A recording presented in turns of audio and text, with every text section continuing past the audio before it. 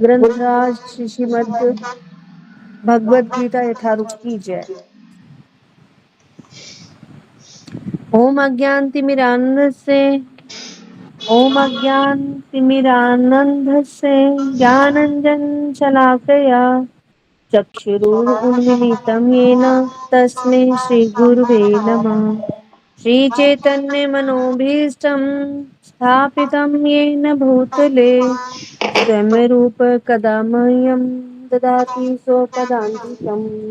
वन्देऽहं श्रीगुरो श्रीयुतापदकमलं श्रीगुरून् वैष्णवांश्च श्रीरूपं साग्रजातं सहगण रघुनायकं तं सजीवं साद्वैतं सावधूतं परिजनसहितं कृष्णचैतन्यदेवं श्रीराधा कृष्णपादान् सहगण ललिता श्रीविशाखान्वितांश्च। हे कृष्ण करुणा सिन्धो दीनबन्धो जगत्पते गोपेश गोपिकान्त राधाकान्त नमस्तुते। तप्त कांचन गौरांगी राधे वृंदावनेश्वरी वृषभानुसुते देवी प्रणमामि हरिप्रिये। वाञ्छाकल्पतरुभ्यश्च कृपा सिन्धुभ्येव च पतितानां पावनेभ्यो वैष्णवेभ्यो नमो नमः। जय श्री कृष्ण चैतन्य प्रभु नित्यानंद श्री अद्वैत गदाधर श्रीवासादि गौर भक्त वृंदा। हरे कृष्णा कृष्णा कृष्णा हरे हरे, हरे राम राम राम हरे हरे। नमः ओं विष्णुपदाय कृष्णपृष्ठाय भूतले श्रीमते भक्ति वेदांत स्वामिनिति नामिने। नमस्ते सारस्वती देवे गौरवाणी प्रचारिणे निर्विशेष शून्यवादी पाश्चात्य देश तारिणे। शुभपाद की जय।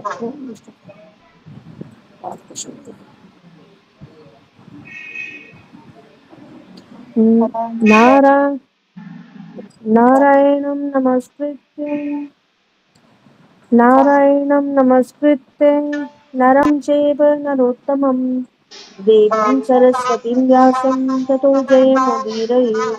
नश्च प्रायरभद्रेषु नित्यं भागवत सेवया भगवती उत्तम श्लोके भक्तिर्भवति नस्तुति। कृष्णाय वासुदेवाय देवकी नंदनाय च नन्दगोपकुमाराय गोविन्दाय नमो नमः। मूकं करोति वाचालं पङ्गुं लङ्घयते गिरिं यत्कृपातमहं वन्दे परमानन्दमाधवम्। हरे कृष्णा कृष्णा कृष्णा हरे हरे, हरे राम राम राम हरे हरे। श्रील प्रभुपाद की जय।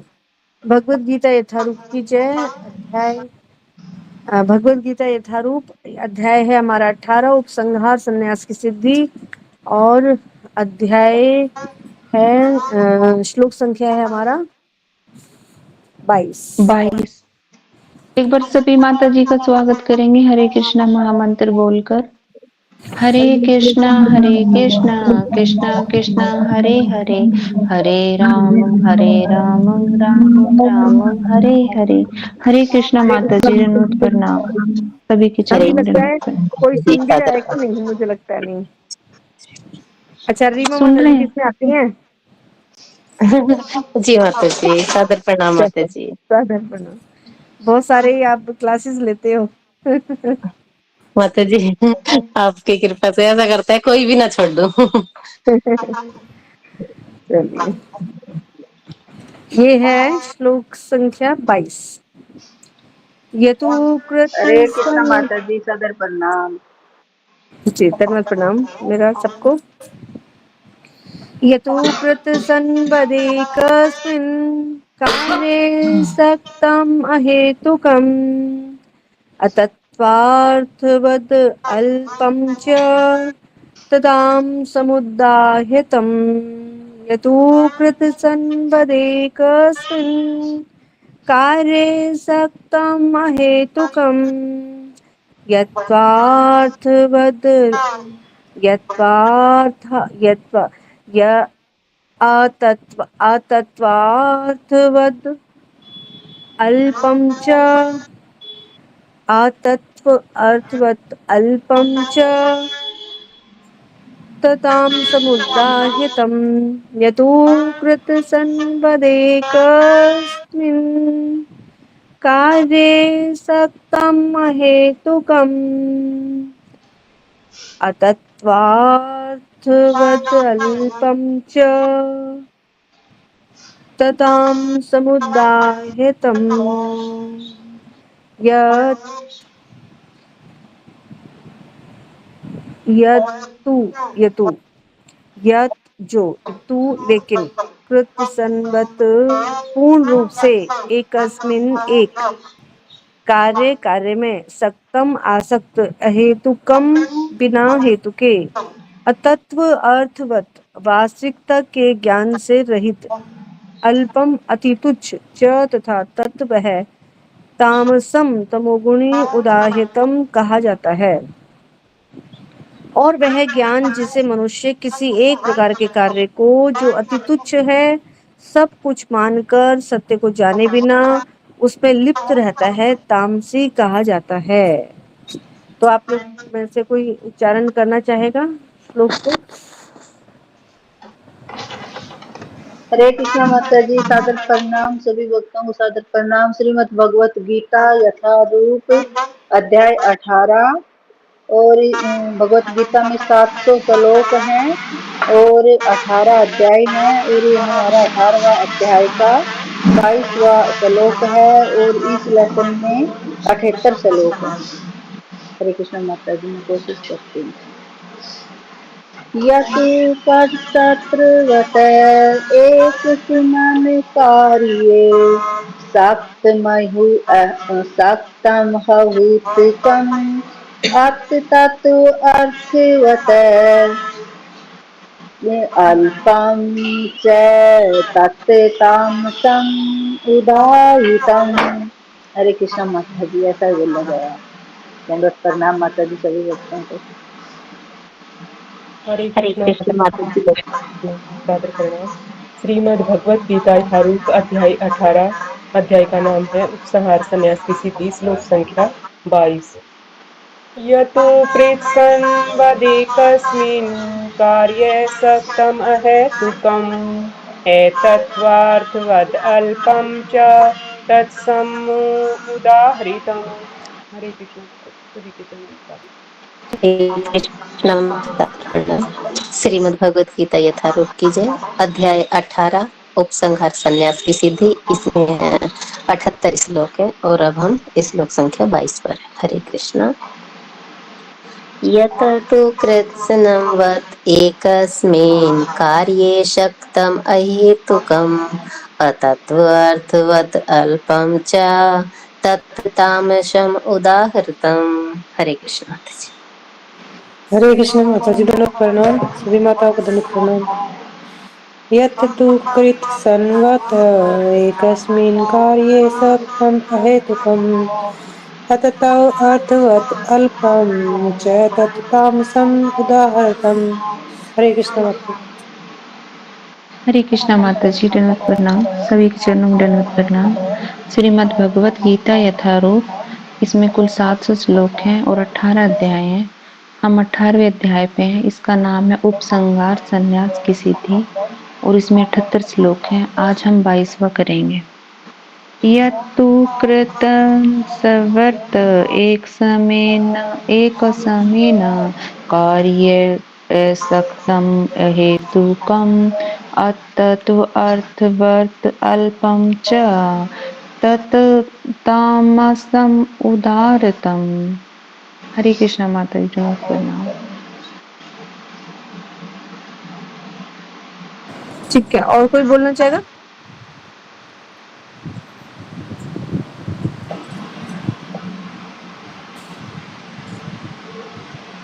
ठीक है,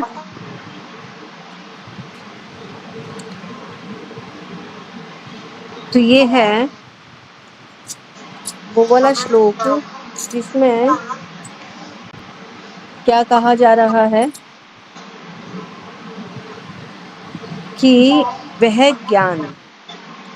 तो उससे पहले के 2 श्लोकों में मतलब 20 और 21 में भगवान यहाँ पर सत्वगुणी ज्ञान, रजोगुणी ज्ञान के बारे में बता चुके हैं। जैसे कि आप लोगों ने इसको समझा होगा, जिस ज्ञान से अनंत रूपों में विभक्त सारे जीवों में एक ही अविभक्त आध्यात्मिक प्रकृति देखी जाती है, उसे ही तुम सात्विक जानो। मतलब जितने भी जीव हैं, देवता हैं, मनुष्य हैं, पक्षी हैं, पौधे हैं, कुछ भी है, एक ही आत्मा को देखता है। एक ही आत्मा को देखने का मतलब क्या है? ममी मांशु जीव लोके जीव भूत सनातना, सब भगवान के संतानें हैं, उन्हीं की हैं। तो ये सात्विक ज्ञान है। फिर उन्होंने राजसी ज्ञान के बारे में बोला यहाँ पर कि जिस ज्ञान से कोई मनुष्य विभिन्न शरीरों में भिन्न भिन्न प्रकार का जीव देखता है, उसे तुम राजसी जानो। वो वाला ज्ञान जिससे मनुष्य क्या देखता है? विभिन्न शरीर। ठीक है, क्या कहते हैं भाई, पौधे में जीव नहीं है, हाँ? कुत्ते, बिल्ली, हाँ, सूअर, कीट पतंगे, मच्छर, इनको क्या देखता है? भिन्न प्रकार से देखता है। ये तो मच्छर है, ये तो उसको तो मारना ही चाहिए। कुत्ता है ना, उसका हम निरादर कर देते हैं। बिल्ली है, हाँ, कुत्ता है, उसको डंडे से भगाते हैं, डंडा मारते हैं उसके। तो ये क्या हो गया? क्यों? क्योंकि उसमें भी वही आत्मा है, जिसमें जो आत्मा हमारे अंदर है। अब ये जो आत्मा है, ये तो एक ही है, सत्य चित आनंद। एक कुत्ते के अंदर भी जो आत्मा है, वो भी सत्य चित आनंद है। लेकिन रजोगुणी व्यक्ति उसको भिन्न प्रकार से देखता है, नहीं, भेद करता है। ये कुत्ता है, ये बिल्ली है, ये मनुष्य है, ये देवता है, ये कीट पतंगे हैं। अब ऐसा देख करके रजोगुण के कारण वो क्या करता है?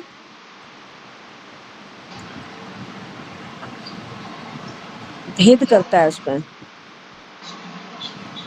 मैं श्रेष्ठ हूँ और ये मुझसे निम्न है। जैसे मनुष्यों में भी अनेक जातियां हैं, और उन अनेक जातियों में भी, है ना, निम्न जातियां होती हैं। तो ये श्रेष्ठ जाति वाला है, ये ब्राह्मण जाति का है, और ये निम्न जाति का है। भेद करता है। मनुष्य में भी भेद होते हैं, पशु में भी भेद करते हैं। तो ये क्या हो गया? राजसी।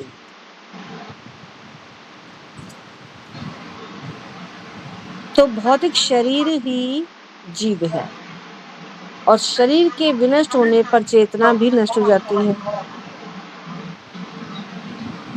तो ये राजसी ज्ञान है। एक दूसरे में, एक शरीर दूसरे शरीर से भिन्न है।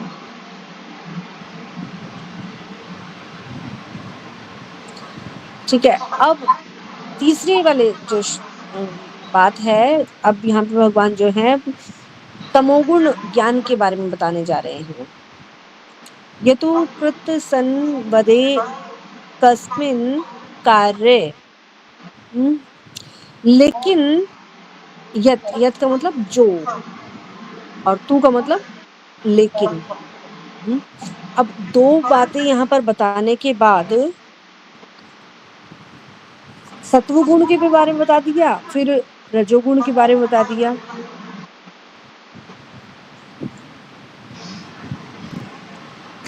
और जो रजोगुण वाला बताया है उसमें भी भगवान ने यहाँ पे लेकिन लगाया है, मतलब सत्व गुण से कुछ भिन्न है ये, जो इस प्रकार का ज्ञान रखता है। अब ये वाला जो 22 वाला श्लोक है उसमें भी वो यहाँ पर लेकिन लगा रहे हैं। लेकिन, किंतु, परंतु हम क्यों लगाते हैं? मतलब उस बात से इस बात में कुछ भिन्नता है, तभी हम लगाते हैं ना, किंतु परंतु लगाते हैं। तो पूर्ण रूप से एकस्मिन् कार्य आसक्त अहेतुकम, बिना हेतु के, हाँ, वास्तविक ज्ञान के रहित, अतत्व अर्थवत। एक होता है तत्व,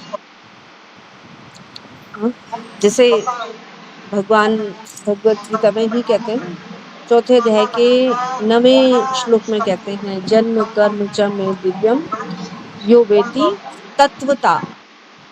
तत्व है ना, तत्व, तत्व का मतलब कुछ ऐसा प्रोडक्ट, कुछ ऐसा मसाला, मसाला कुछ लोग तो मसाला बोल देते हैं, है ना, ऐसा मतलब लिटरेचर, ऐसा कुछ शास्त्र, हाँ, जिसमें कुछ तत्व की बात हो, कुछ गहराई की बात हो, हाँ। लेकिन यहाँ पे क्या करें, अतत्व, तत्व नहीं है, वास्तविक नहीं है।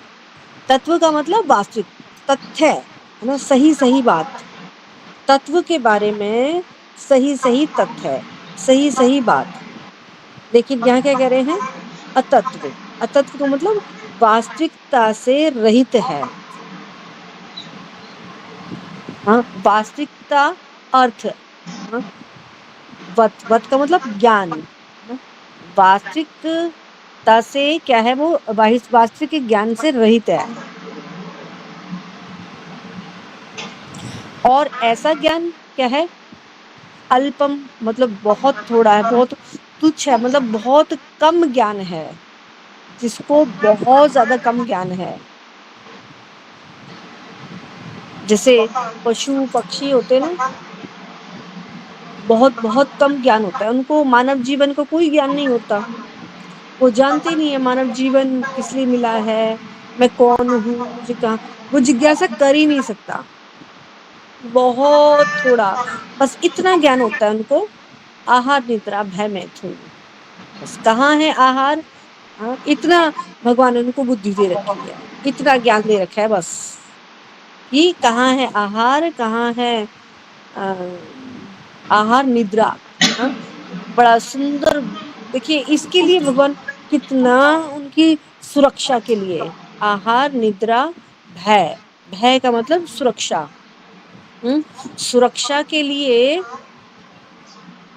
सुरक्षा के लिए वो कितना सुंदर घोंसला बनाते हैं। कभी देखा है आप लोगों ने, चिड़ियाओं के घोंसले बड़े सुंदर सुंदर होते हैं, और ऐसे घोंसले होते हैं जो कोई तोड़ भी नहीं सकता उसे। कभी आप लोग सर्च करके देखना, चिड़ियाओं के घोंसले, इतने सारे घोंसले आपको मिल जाएंगे, और चिड़िया उसको कैसे तरीके से बनाती हैं। हाँ, अभी अभी पता नहीं मेरे आगे, पता नहीं कहाँ से आ गया, एकदम मेरे ही आगे आ गया था। क्या आ गया था कि एक चिड़िया, ऐसी चिड़िया है, वो उसकी चोंच में, वो उस अपने घोंसले को जब बनाती है ना, तो सील के बनाती है, सील देती है पत्तों को, और उसके अंदर फिर घास फूस भर करके इतना सुंदर घोंसला बना करके तैयार कर देती है कि आंधी तूफान किसी में भी वो टूट नहीं सकता। हरे कृष्णा माता जी, वो बैया एक छोटा सा जानवर होता है, वो बनाता बहुत ही सुंदर, वो कहावत नहीं है कि हाँ, मैं इसी ग्रुप में भेजूंगी भाई, वो मैं भी मेरे आगे आया था, बड़ा ही सुंदर घोंसला बनाया उसने, चिड़ियाओं ने ना बड़ा ही सुंदर घोंसला बनाया। नहीं, वो तो मैं, कहावत भी होती है ना माता जी, घर बैया का जाए वो बंदर तोड़ देता है, पता नहीं कहावत अब तो ध्यान नहीं है, तो कौन बंदर तोड़ गुस्से देता में है, आते बंदर, हाँ कि वो बारिश आती है तब बंदर को तो कुछ घोंसला अपना बनाता नहीं है, और वो जब बैया उसके अंदर बैठा रहता है, बारिश आती है तो बंदर को गुस्साता है, तो गुस्साता है तो उसके बैये के घोंसले को तोड़ देता है बंदर। कि मैं तो बाहर बैठा हूँ, तू अंदर बैठा है। अच्छा अच्छा अच्छा, बंदर उसको तोड़ देता है। हाँ गुस्से में आके, माता जी कहावत है पुरानी, मेरे को वो याद नहीं कैसे बोलते तो हैं, घर बैया का जाए, ऐसे कुछ तो है वो। नहीं, अच्छा हरे अच्छा। कृष्ण माता जी। हरे कृष्ण माता जी, वो ऐसे है कि भैया घोंसले में बैठा था, बंदर पेड़ पर। तो बारिश आई तो भैया ने कहा कि तेरे हाथ हैं, पैर हैं, सब कुछ है, तू अपना घर क्यों नहीं बना लेता? अगर घर बनाता तो आज भीगता नहीं ना। तो बंदर को गुस्सा आया कि तू एक छोटा सा पक्षी होकर मेरे को शिक्षा दे रहा है, और उसका घोंसला तोड़ दिया। इसलिए कहते हैं भाई, बंदर को सीख गई तो अपना घोंसला तोड़ गया। ऐसे है। हरे कृष्णा माता अच्छा, जी। जय देखिए, अभी श्री मैंने कृष्ण। मैंने अभी अभी ग्रुप में, आप लोगों के इस ग्रुप में भी भेजा है मैंने। आप इसमें से देख सकते हैं, मतलब इसमें आपकी मीटिंग वो नहीं होगी। आप लोग इसको देखिएगा, या तो लास्ट में देखिएगा या अभी देखिएगा। तो कैसे इतनी कुशलता से भगवान ने कैसे उनको इतना वो दिया है, माइंड दिया है कि वो कैसे घोंसला बना लेते हैं। हाँ? सुरक्षा के लिए कितना सुंदर साधन है ना, कहाँ से इतना दिमाग उनके पास आता है। लेकिन इसका उनको जरा भी ज्ञान नहीं होता कि मैं एक आत्मा हूँ, और वो जो आत्मा है ये भगवान का प्रोडक्ट है, मतलब भगवान का अंश है ये उनको ज्ञान नहीं रहता। तो यही क्या है, उनकी तमोगुणता ना। तो तमोगुणता में, तमोगुण देखिए, मानव जीवन हमें मिला इसलिए है कि मानव जीवन में रह करके हम तमोगुणता को नष्ट कर दें। तमोगुणता में जो हमारा अज्ञानता में हम जिएंगे ना, तमोगुण में अगर हम जिएंगे, उस अज्ञानता को लेकर के जिएंगे, मतलब कैसा जीवन जिएंगे, जैसा पशु जीता है, आहार निद्रा भय मैथुन, इसको लेकर के वो जिएगा, तो निश्चित रूप से अगला जो जीवन होगा वो तमोगुणता से ग्रस्त होगा, क्योंकि उसने कौन सा ज्ञान लिया है, आहार, पशु वाला ज्ञान लिया है बस उसने। मुझे और कोई कुछ मतलब नहीं है, आहार कहाँ है, बस मैं उसको खा लूं, अपना पेट भर लूं, अच्छे अच्छे भोजन कर लूं, हाँ ये खा लूं वो खा लूं, जो मेरे मन में आए वो खा लूं, चाहे वो मीट मांस हो, कुछ भी हो, बस मुझे खाने से मतलब है। तो ये जो चार कामों में जब मनुष्य लगा रहता है ना, पशु जीवन जैसे जीता है, अज्ञानता में जीता है, तमोगुणता में जीता है, तो फिर उसको वही शरीर मिल जाता है। ऐसे ही शरीर की फिर उसकी रचना हो जाती है, वैसा ही वो शरीर अपना तैयार कर लेता है। जब उसका वो शरीर पूरा तैयार हो जाता है ना, तो फिर उसकी मृत्यु हो जाती है। जैसे कि अगर किसी टेलर के पास हम अपना कपड़ा देते हैं और उसको नाप देते हैं, तो अब यहाँ से जैसे ही हमने अपना नाप दिया ना और उसको कपड़ा सौंप दिया, और जैसे ही उसको हमने अपना नाप दिया, वो तुरंत उसने करना क्या शुरू कर दिया, उसको पहले उसने काटा, उसको फिर सिलाई करना शुरू कर दिया, फिर उसने एक शेप ला दी जो उसको नाप दिया था। तो उसमें उसको कितने दिन लगे, है ना, जितने दिन लगे उतने दिन तक वो बनता रहा, और फिर एक दिन वो तैयार हो गया, और फिर उस जिसका वो कुर्ती था, मतलब कुर्ता सलवार जो भी है, वो उसने फिर पहना उसको, है ना। तो इसी प्रकार से मानव जीवन भी हमारा ऐसा ही है। मानव जीवन में हम जो भी हमारी चेतना होती है, तमोगुणी चेतना में अगर हमने अपना पूरा जीवन इसमें बिता दिया, तो हमने एक शरीर तैयार कर लिया है। रजोगुणी जीवन बिता दिया तो एक शरीर हमने रजोगुणी से संबंधित ऐसा ज्ञान अगर हमने ले लिया है जो रजोगुण से संबंधित है ना, वो ज्ञान ले लिया है, तो फिर वैसा ही शरीर तैयार हो गया हमारा, वैसा ही चोला फिर हमें मिलता है, वैसा ही शरीर हमें लेना पड़ता है बाध्य होकर के ना। प्रकृति इतनी कठोर है कि वो हमें जबरदस्ती देती है। क्यों? क्योंकि तुमने खुद चाहा था ऐसा शरीर। तो इसलिए मनुष्य जीवन में इस प्रकार का ज्ञान होना, है ना, तामसिक, तो वो हमारे लिए हमारी चेतना को नीचे गिराने वाला है। अच्छा देखिए, अब यहाँ क्या कह रहे हैं कि अतत्व अर्थवत, मतलब वास्तविक ज्ञान से रहित। वास्तविक ज्ञान तो क्या है? वास्तविक ज्ञान है कि मैं भगवान का अंश हूँ, मैं भगवान का दास हूँ, हाँ, मैं भगवान का हाँ, हम भगवान की संतानें हैं। बीज प्रदा पिता, है ना, मैं बीज प्रदाता पिता हूँ, है ना, मैं बीज देने वाला हूँ, मैं ही सबको उत्पन्न करने वाला हूँ।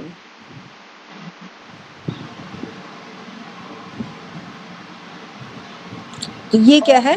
वास्तविक ज्ञान। तो वास्तविक ज्ञान से रहित होना।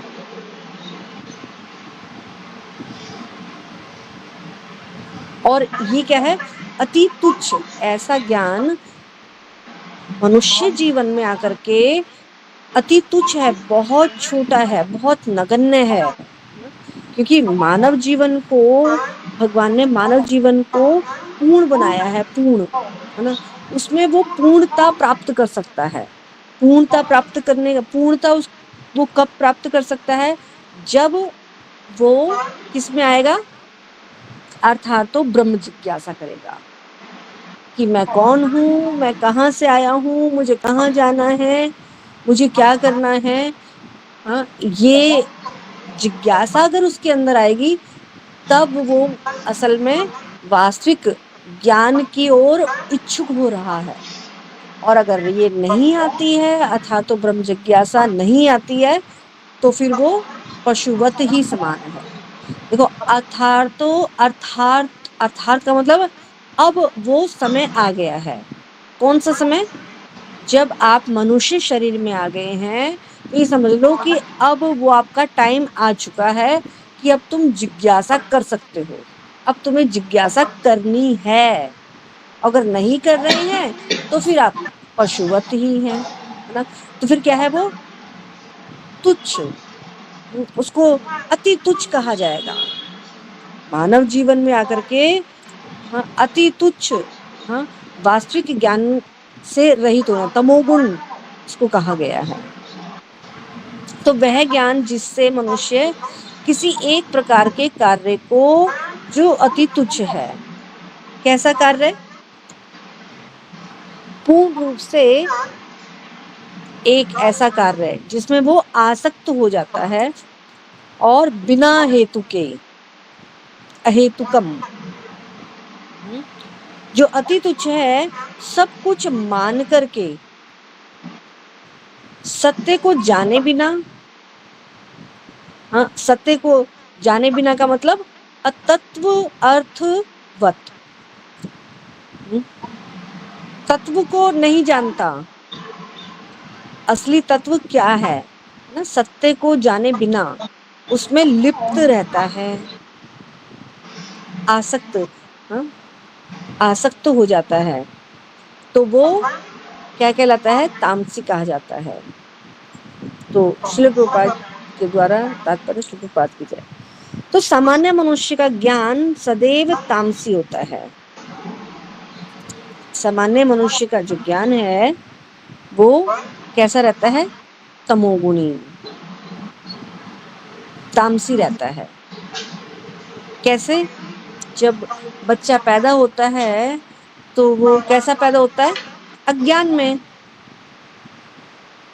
जब तक उसको गुरु का निर्देश, गुरु का संरक्षण, गुरु का आश्रय नहीं मिलता, तब तक वो किस में ही जीता है? अज्ञान में ही जीता है। अज्ञान में पैदा हुआ तो अब जो भक्त लोग होते हैं वो प्रार्थना करते हैं ना, अपने गुरुजनों से प्रार्थना करते हैं, ओम अज्ञान तिमिरानंदस्य ज्ञानांजन शलाकया। ओम अज्ञान तिमिरानंदस्य, कि मैं अंधकार, अज्ञानता में पैदा हुआ था। ज्ञानांजन शलाकया, शलाकया के मतलब आपने मुझे ज्ञान का अंजन दे दिया है, वो दृष्टि मुझे दे दी है जिससे कि मैं वास्तविकता को अब देख पा रहा हूँ। ज्ञानांजन शलाकया, चक्षुरुर्मिलितम येन तस्मै श्री गुरुवे नमः। चक्षु, चक्षु का मतलब वो आंखें आपने मुझे दे दी हैं, दिव्य दृष्टि। तो सामान्य मनुष्य का ज्ञान सदैव तामसी होता है, क्योंकि प्रत्येक बद्ध जीव तमोगुण में ही उत्पन्न होता है। और जो प्रमाणों से या शास्त्रों आदेशों के माध्यम से ज्ञान अर्जित नहीं करता, वही बताया ना, ज्ञानांजन शलाकया चक्षुरुर उन्मीलितम येन तस्मै श्री गुरुवे नमः। ऐसे गुरु को नमस्कार करते हैं जो हमारी आंखों को खोल देते हैं। कैसे? प्रमाणों से, शास्त्रों के आदेशों के माध्यम से ज्ञान अर्जित नहीं करता, मतलब गुरु स्वीकार नहीं करता। गुरु क्या देगा? शास्त्र का ज्ञान देगा। तो उसका ज्ञान शरीर तक ही सीमित रहता है। शरीर तक सीमित रहने का मतलब कि मैं ये शरीर हूँ, मैं गोरा हूँ, मैं काला हूँ, मैं यहाँ का वासी हूँ, मैं अमेरिकी हूँ, मैं हिंदू हूँ, मैं मुसलमान हूँ, है ना, ये उसकी पहचान रहती है। शरीर तक सीमित रहता है बस।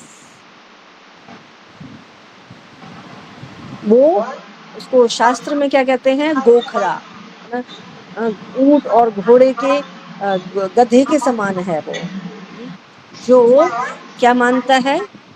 जन्म भूमि को वो पूजनीय मानता है, अपने परिजनों को अपना मानता है, अपने शरीर स्वयं को अपना मानता है। तो ऐसा व्यक्ति क्या है? गोखरा, गधे के समान है वो। तो उसका ज्ञान शरीर तक ही सीमित रहता है। किसी किसी को तो बड़ा नशा रहता है, अपने रूप का रहता है, अपने ज्ञान का रहता है, अपनी पढ़ाई का रहता है, अपनी पोस्ट का रहता है। तो उसे शास्त्रों के आदेश अनुसार कार्य करने की चिंता नहीं होती। शास्त्रों के आदेश अनुसार कार्य करने की चिंता नहीं होती है। अहेतुकम, बिना हेतु के, कोई हेतु नहीं है कि ये मानव जीवन मुझे क्यों मिला है, किस लिए मुझे इसको प्रयोग, कहाँ इसको मुझे प्रयोग में लाना है। उसे शास्त्रों के आदेशानुसार कार्य करने की कोई चिंता नहीं होती। उसके लिए धन ही ईश्वर है, और ज्ञान का अर्थ शारीरिक आवश्यकताओं की तुष्टि है।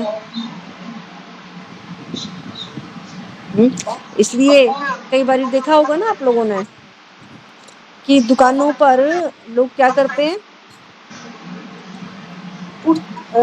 अपनी दुकान खोलेंगे तो उसको चुचकारेंगे, भाई रोजी रोटी यही हमारे धन है, यही हमारा ईश्वर है, इसी से तो हमारा सब कुछ चल रहा है ना, दुकान से। तो दुकान को चुचकारेंगे और फिर पूरे पूरे उसमें दुकान में अगरबत्ती को घुमाएंगे पूरी अगरबत्ती घुमाएंगे वहां से वहां तक, पूरी दुकान के अंदर। तो क्या मानते हैं? उसके लिए धन ही क्या है? ईश्वर। बस इस दुकान की पूजा कर लूं, यही तो मेरी रोजी रोटी देने वाला है, यही तो ईश्वर है। ईश्वर पर विश्वास नहीं होता। और ज्ञान का अर्थ शारीरिक आवश्यकताओं की तुष्टि है। उसके लिए धन ईश्वर है, और उनके लिए ज्ञान का अर्थ क्या है? हाँ, हम सब जानते हैं। हमारे पास पूरा ज्ञान है, शरीर को कैसे फिट रखना है, कैसे इसको तंदुरुस्त रखना है, कितना इसको प्रोटीन देना है, सब ज्ञान रखते हैं हम, सारा ज्ञान है हमारे पास। और ऐसे ज्ञान का परम सत्य से कोई संबंध नहीं होता। उसको ये पता ही नहीं होता कि मैं एक आत्मा हूँ और ये अगले जीवन में गधा, घोड़ा, कुत्ता बनने वाला है, और भगवान से उसका संबंध है, इसकी उसको कोई जानकारी नहीं होती। जो तमोगुणता में अपने ज्ञान को बखारते हैं।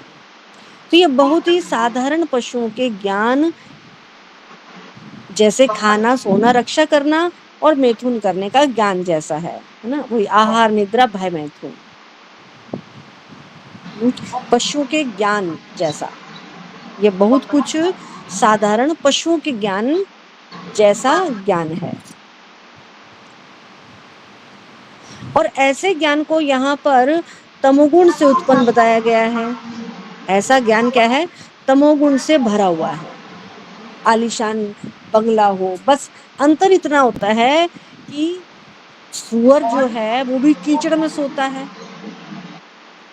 और बड़े आनंद से सोता है, लेकिन व्यक्ति थोड़ा सा धन कमा लेता है तो आलीशान बंगले में सोता है। और जो सुअर है वो मल खा करके आनंद लेता है। कहाँ है गरम गरम, हाँ, मल। और जो आलीशान रहने वाला जो व्यक्ति है, उसके पास भरपूर मात्रा में धन होता है, तो खूब वो खाने पीने में कोई कमी नहीं छोड़ता, अच्छे से अच्छा व्यंजन वो खाता है। तो वो उसी को क्या सोचता है, यही तो है सबसे बड़ा आनंद जिसको हम लूट रहे हैं। हाँ, सब चीजों की जानकारी रखता है, खाने की जानकारी हो, पहनने की जानकारी हो, हाँ, कुछ भी वस्तुओं को बटोरने की जानकारी हो, हाँ, गाड़ी, आजकल की गाड़ी कौन सी आ रही है, लेटेस्ट गाड़ी कौन सी आ रही है, इसका ज्ञान रखते हैं। ये सब ज्ञान क्या है? सब सब अनर्थ है ये ना। इसको क्या कहा गया है? इसको कहा गया है अतत्वार्थ। अतत्वार्थ, हाँ, वो असली वास्तविक ज्ञान नहीं है। वास्तविक ज्ञान से रहित हैं, अतत्वार्थ। और ऐसे ज्ञान को यहाँ पर क्या बताया जा रहा है? तमोगुण बताया जा रहा है, तमोगुण है। अब इसी बात को अब दूसरे शब्दों में प्रभुपाद इसको समझा रहे हैं कि इस शरीर से परे आत्मा संबंधी ज्ञान सात्विक ज्ञान कहलाता है। इस ज्ञान से परे आत्मा संबंधी ज्ञान, ये कौन सा ज्ञान है? सात्विक ज्ञान, जिसकी चर्चा भगवान ने 20वें श्लोक में की है। जिस ज्ञान से अनंत रूप में विभक्त सारे जीवों में एक ही अविभक्त आध्यात्मिक प्रकृति देखी जाती है, उसे ही तुम सात्विक ज्ञान जानो। तो आत्मा संबंधी ज्ञान ही क्या है? वास्तविक ज्ञान।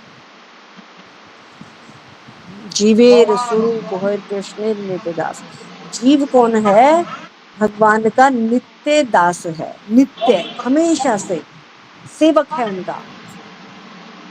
सेवा करना उसका स्वाभाविक धर्म है, स्वभाव में है उसके सेवा करना।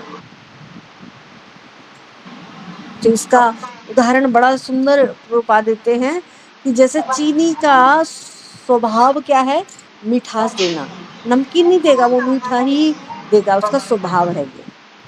और जो जल होता है, पानी होता है, वो तरल होता है, बहता है, वो उसका स्वभाव है। लेकिन हम उसको क्या कर देते हैं? फ्रीजर में रख करके उसको ठहरा देते हैं, उसको जमा देते हैं। लेकिन उसका स्वभाव तो कैसा है? जैसे ही आप उसको नॉर्मल टेम्परेचर पे रखोगे, तुरंत अपने स्वभाव में आ जाएगा वो।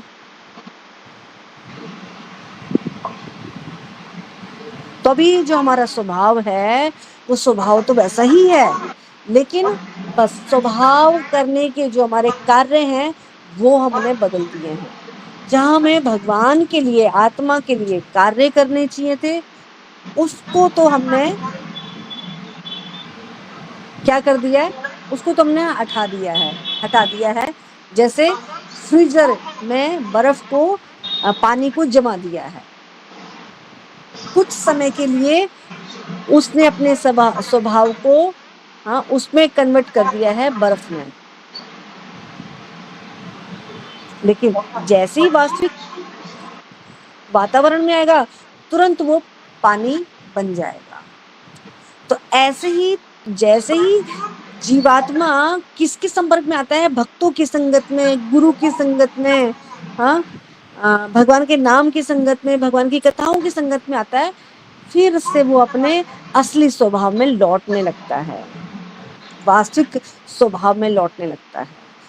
सेवा फिर वहां करता है, वो भगवान के नाम की सेवा करेगा, भक्तों की सेवा करेगा, भगवान की कथाएं सुन करके भगवान को संतुष्ट करेगा, और भगवान को संतुष्ट करेगा तो अपने आप भी संतुष्ट होगा।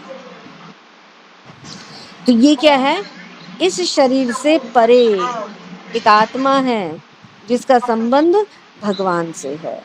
तो ये है वास्तविक ज्ञान, जिसको सात्विक ज्ञान कहा गया है।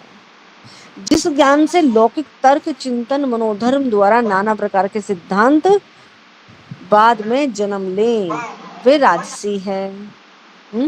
जिस ज्ञान से लौकिक तर्क, लौकिक मतलब इस संसार के कुछ सामाजिक कार्य, चिंतन, मनोधर्म, कुछ हमने ऐसे धर्म है जो अपने मन के अनुसार करते हैं, हमारे बाप दादा करते चले आ रहे हैं, तो वही सब हमें करना है, जिसको मनोधर्म कहते हैं। चिंतन के द्वारा नाना प्रकार के सिद्धांत जन्म ले, तो वो कैसे हैं, राजसी। और शरीर को सुख में बनाए रखने वाले ज्ञान तो तामसी कहा जाता है। शरीर को सुख में बनाए रखने वाला जो ज्ञान है वो क्या है, तामसिक। येन केन प्रकारेण, कैसे न कैसे न बस मुझे सुखी होना है, तो वो उसके लिए वो जो कुछ भी ज्ञान लेता है वो सब क्या है, अज्ञान का, तामसिक, उसको तामसिक ज्ञान कहेंगे।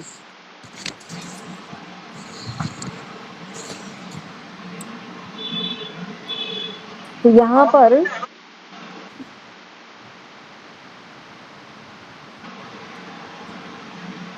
भगवान श्री कृष्ण एक शब्द प्रयोग कर रहे हैं, एक अस्मिन कार्य। इस शब्द का अर्थ क्या है, एकमात्र इस शरीर में, मतलब यहाँ पर भगवान श्री कृष्ण कह रहे हैं कि तमोगुण में व्यक्ति एकमात्र इस शरीर को ही सब कुछ मान करके आसक्त रहता है। एक अस्मिन कार्य, एका मतलब एक ही कार्य है, बस शरीर के लिए मैं क्या कर दूं, एक ही कार्य है बस उसका शरीर के लिए। एकमात्र इस शरीर को ही सब कुछ मान करके उसमें आसक्त रहना। अब यहाँ पे भगवान ने अहेतुकम शब्द का प्रयोग किया है। अहेतुकम शब्द का मतलब क्या है, अहेतुकम एक तो होता है हेतु, मतलब कोई कारण है, और अहेतुकम मतलब बिना किसी कारण के। अब इसका फिर इसमें इसका अर्थ क्या हुआ कि जो तमोगुणी ज्ञान है, तमोगुणी ज्ञान में जो व्यक्ति होता है वो एकमात्र क्या करता है, अपने शरीर को ही सब कुछ मान करके अपने शरीर में ही आसक्त रहता है। अब इस बात का कोई उचित कारण नहीं है कि वह क्यों अपने ही शरीर को सब कुछ मानता है। अब ये तो एक सामान्य सी बात है कि अपनी तुलना से हम दूसरों के भी सुख और दुख का अनुमान लगाना चाहिए हमें। और तमोगुण ज्ञान में व्यक्ति केवल अपने शरीर को ही सब कुछ मानता है और अन्यों की परवाह नहीं करता है ना, बस मैं सुखी रहूं, ये है इंद्र तृप्ति। जैसे कि हम देख सकते हैं जिस समय कंस बड़ा खुश था कि भाई मेरी बहन का विवाह हुआ है, बड़ा लाड करता था उससे, और प्यार में ही क्या कहता है कि मैं अपनी बहन का रथ मैं हाँक करके लेके जाऊंगा, मैं छोड़ के आऊंगा इसे। लेकिन जैसे ही उसको ये पता चला कि इसका जो पुत्र होने वाला है, 8वां जो पुत्र होगा, वो इसका काल बनेगा, इसको मारेगा, तो आगे ना वो शरीर की बात। तुरंत क्या हुआ, अपने शरीर को बचाने के लिए उसने क्या कर दिया, उसके बाल पकड़ लिए, उसको मारने के लिए तैयार हो गया। क्यों? क्योंकि उसके लिए शरीर सब कुछ है, शरीर ही सब कुछ है।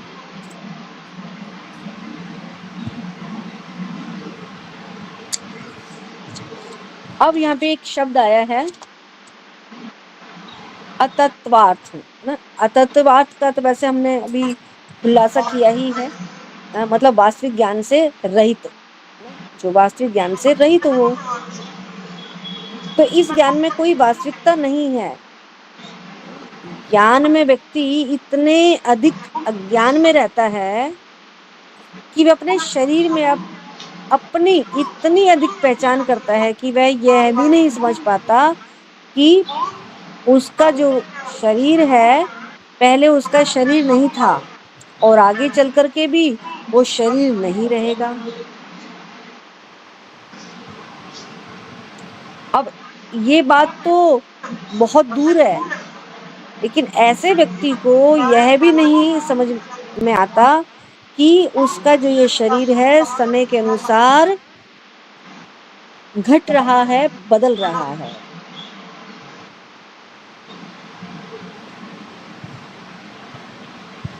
और अपने शरीर में पहले किसी भी घटना का स्मरण नहीं रहता उसे। अब 10 वर्षों के पहले उसके साथ कैसी अच्छी या बुरी घटना घटी थी वो भी याद नहीं रहती है।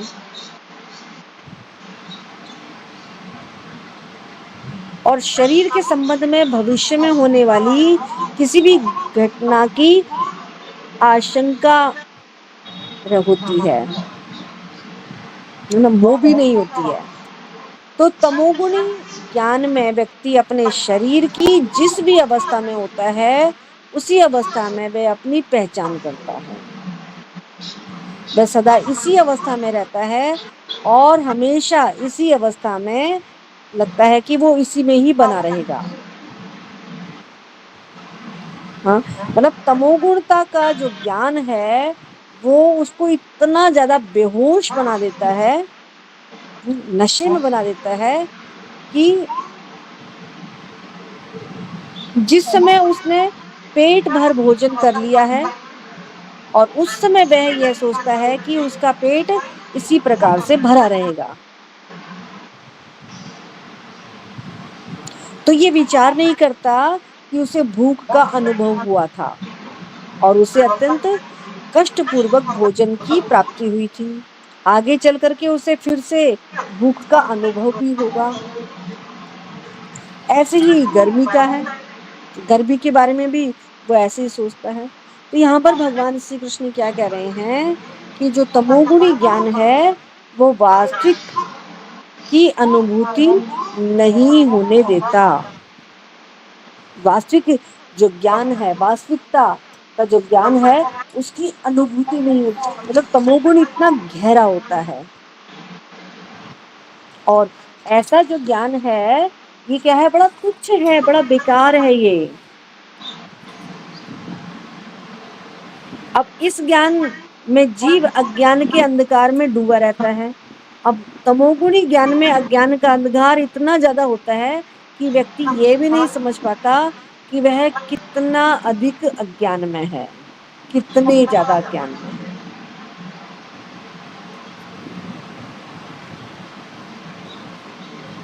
अब देखिए, हम देख सकते हैं नल कुंवर और मणिग्रीव की कथा 10वें स्कंद के अंदर आती है। ये तो आप लोगों को सबको पता ही है। तो किस प्रकार से तमोगुणता में वो नशे में डूबे रहते थे, यहाँ तक कि उनको नारद मुनि का भी आभास नहीं हुआ। तो ऐसे ज्ञान, ऐसे तमोगुणी ज्ञान क्या है, अति तुच्छ है।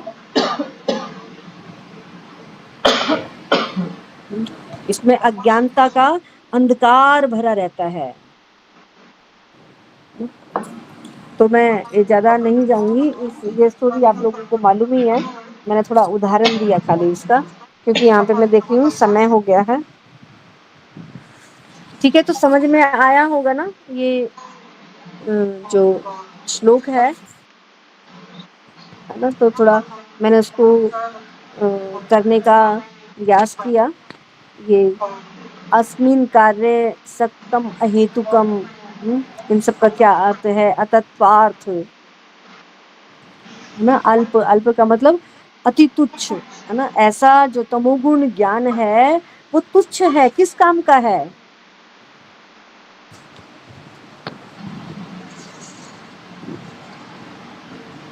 ना। अगले जन्म में उनको वृक्ष बनना पड़ा, उसके बदले उस अज्ञानता, उस तमोगुणता के कारण उनको वृक्ष बनना पड़ा।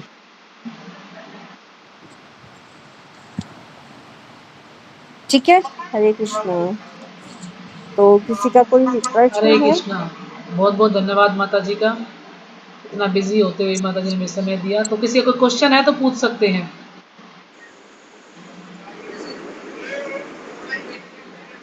और क्वेश्चन पूछना है किसी को, कुछ समझ में ना आया हो, कोई क्वेश्चन हो, कुछ डाउट हो, कुछ पूछना है तो पूछ सकते हैं। हाँ जी रीमा माता जी पूछिए। हरे कृष्ण माता जी, हरे कृष्ण माता जी।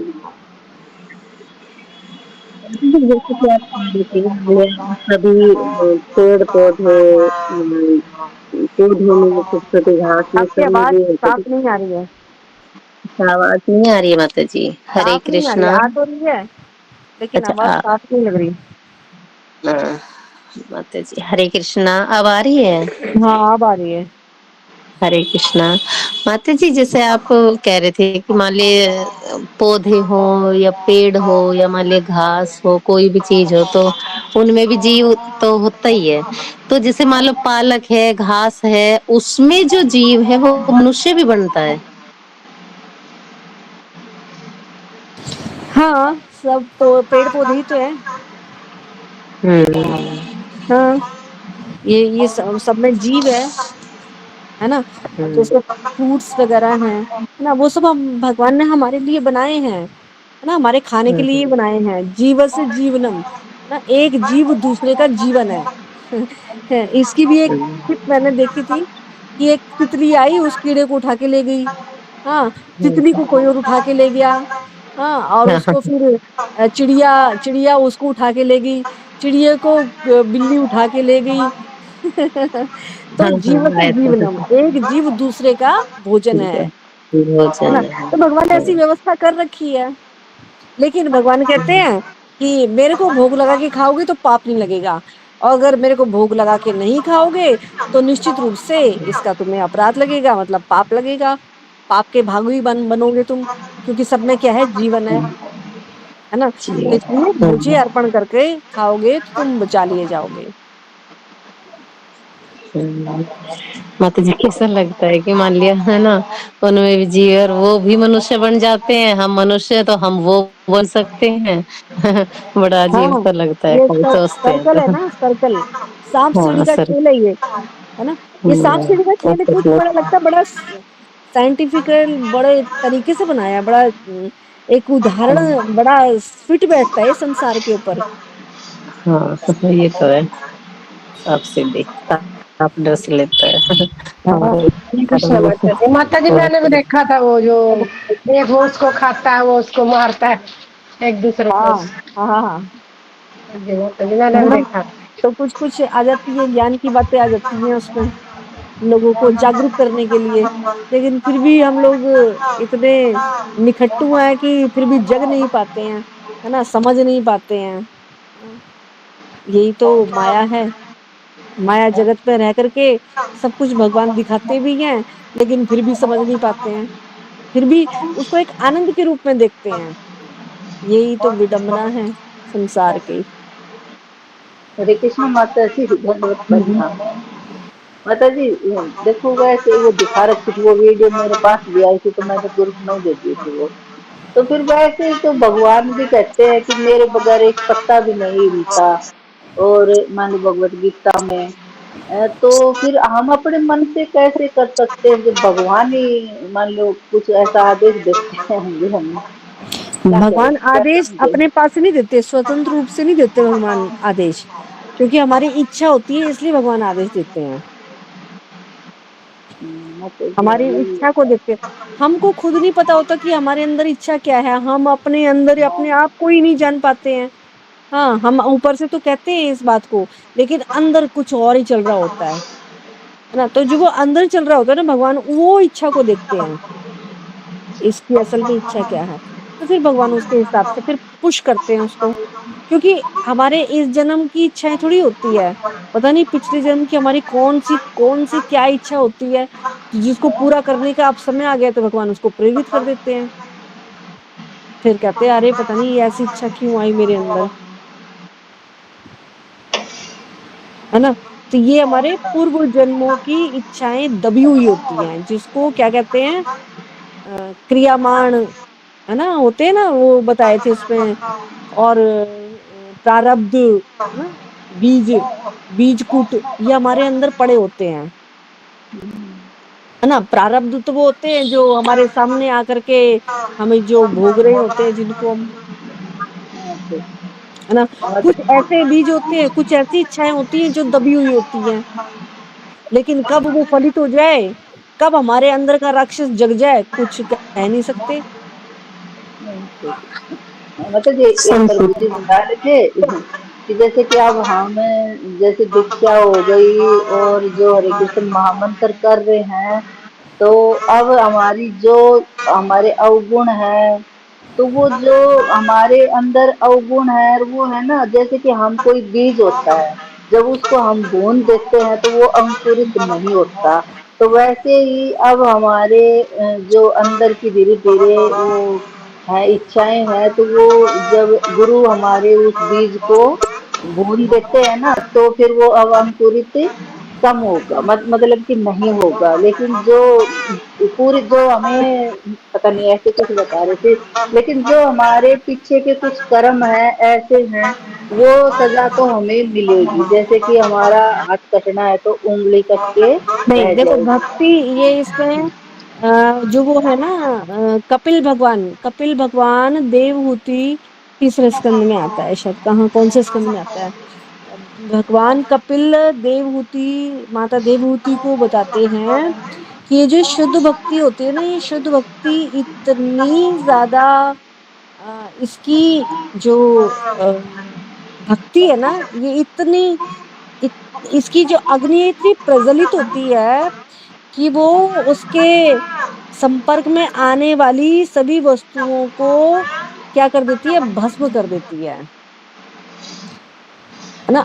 जब हमारे भीतर की जो वो अग्नि जलती है ना, कौन सी अग्नि, भक्ति की अग्नि जलती है, तो वो हमारे पाप, जितनी ज्यादा वो भक्ति की अग्नि जलेगी ना, उतनी मात्रा में हमारे अंदर के जो पाप हैं, बीज हैं, हाँ, वो सब भुन जाते हैं। अब वो भक्ति की अग्नि ही तो नहीं जलती ना अंदर से,